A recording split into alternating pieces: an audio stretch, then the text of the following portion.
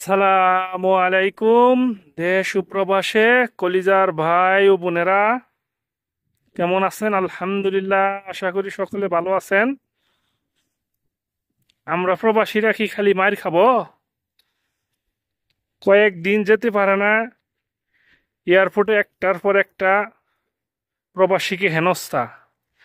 বারবার সরকারি কর্মকর্তারা একই কাজ করতেছে।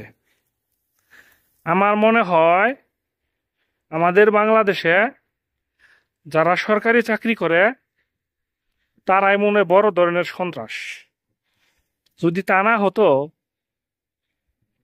সরকারি চাকরি করা অবস্থায় তারা এত টাকা কামাই করে, এত টাকা বেতন পায়, তারপরে ওদের পেট ভরে না, ওদের ফ্যামিলি চলে না।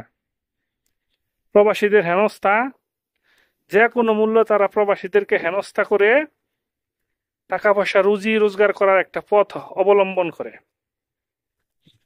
এই যে এয়ারপোর্টে কয়েকদিন পর পর প্রবাসীদেরকে হেনস্থা করে, ওরা দলবদ্ধ হয়ে একজন আইন শৃঙ্খলা বাহিনীর সাথে প্রবাসীর কোনো ঝামেলা হলে তারা তারা দলবদ্ধ হয়ে একজন প্রবাসীকে মারপিট করে।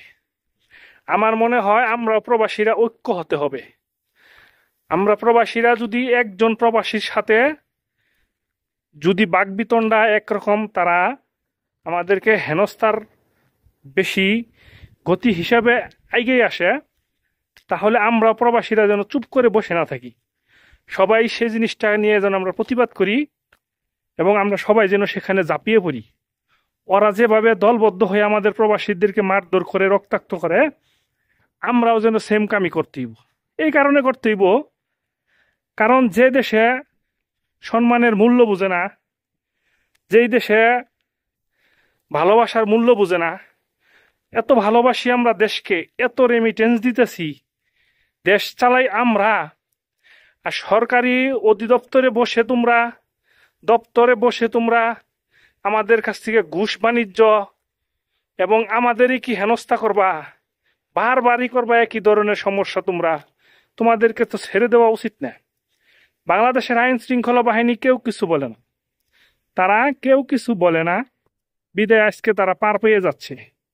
এখন থেকে এই সমস্যাগুলো আমাদেরকে সমাধান করতে হবে, তা না হলে কেউ এগিয়ে আসবে না, কেউ এগিয়ে আসবে না। প্রবাসীদের জন্য কেউ কথা বলে না, প্রবাসীদের প্রতি কারো দরদ নাই, কারো অনুভূতি নেই। এখন যত সমস্যা, যেখানে দেখবেন সিন্ডিকেট বা যেখানে দেখবেন প্রবাসীদেরকে হেনস্থা বা প্রবাসীদেরকে হেয় প্রতিপন্ন করার অবস্থা তৈরি হয়েছে, সেখানে প্রবাসীরা ঝাঁপিয়ে পড়েন, সেখানে একরকম প্রতিবাদ গড়ে তুলেন সবাই মিলে এক হয়ে দলবদ্ধভাবে। এতে করে আমাদের সমস্যাগুলো আমরা সমাধান করতে পারবো আশা করি।